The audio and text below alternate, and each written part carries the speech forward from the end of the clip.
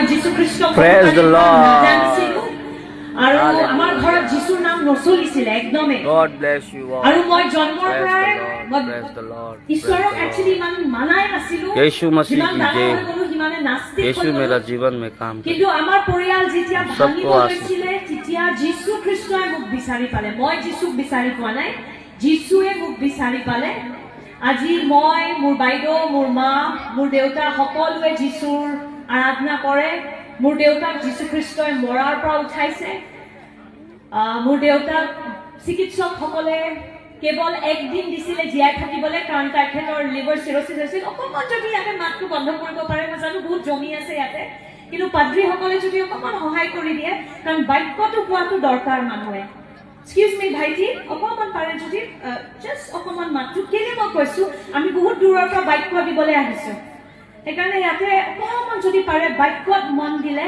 ভাল হ'ব মানে দেই অকণমান যদি জাষ্ট 40 মিনিটৰ কাৰণে ৰিকুৱেষ্ট কৰোঁ যদি অকণমান পাৰে